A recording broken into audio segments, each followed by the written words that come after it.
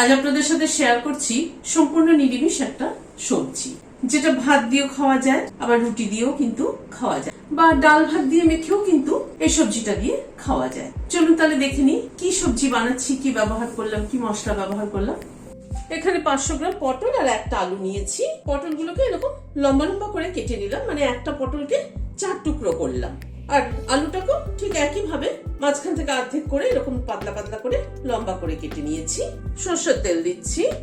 তেলটা গরম হওয়ার পরে 1/2 চামচ কালো জিরে দিলাম, একটা কাঁচা লঙ্কা মাথাটা চিড়ে দিয়ে দিলাম, 1/4 চামচ হিং দিলাম।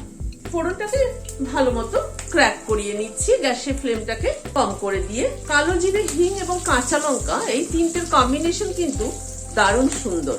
ফোড়নটাকে একটু ক্র্যাক করিয়ে নেওয়ার পরে আলুটা প্রথমে দিয়ে দিচ্ছি। আলুটাকে আমি একটু বয়েল করে নিয়েছি, একটু হালকা করে অল্প করে ভেজে নিচ্ছি। আলুটাকে একটু মিনিট খানেক নাড়াচাড়া করে নিলাম, তারপর পটলটা দিয়ে দিচ্ছি। 1/2 চামচের একটু বেশি নুন দিয়ে দিলাম, পরিমাণ মতো হলুদ দিয়ে দিলাম, ভেজে নেব। একটু নাড়াচাড়া করে নিলাম পটলটাকে নুন হলুদ দেওয়ার পরে। এবার একটু ঢেকে দিচ্ছি, গ্যাসের ফ্লেমটাকে মিডিয়ামে রাখছি। পটলগুলো ধীরে ধীরে কুক হোক। মিনিট 3-4 মতো ঢাকা ছিল, ঢাকাটা খুলছি। আর একটু ভাজা হবে। এবার ঢাকাটা খুলে একটুখানি আলু পটলটাকে ভেজে নেব। আরো মিনিট 2 মতো একটু নাড়াচাড়া করে নিলাম।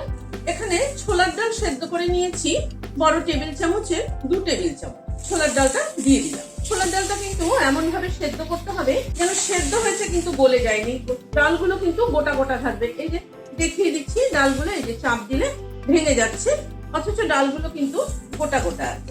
ডালটাকে দিয়ে আবারও মিনিট 2 মতো একটু নাড়াচাড়া করে নিলাম।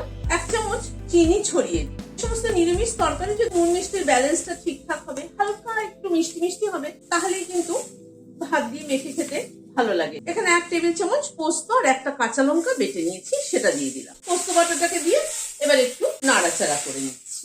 এই মিনিট খানেক একটুখানি নাড়াচাড়া করে নিলাম। এবার নামানোর আগে একটু কাঁচা সরষের তেল ছড়িয়ে দিচ্ছি, আর একটা কাঁচা লঙ্কা মাথাটা চিড়ে দিয়ে দিলাম। একবার একটু মিশিয়ে দিলাম, দিয়ে গ্যাসের ফ্লেমটাকে বন্ধ করে দিচ্ছি, ঢেকে দিচ্ছি স্ট্যান্ডিং টাইম 5 মিনিট।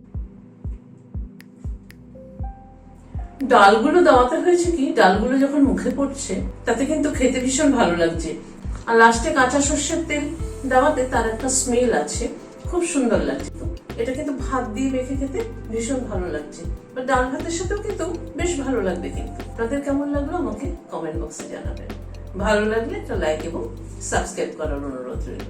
আজ তাহলে এখানে শেষ করছি। নমস্কার।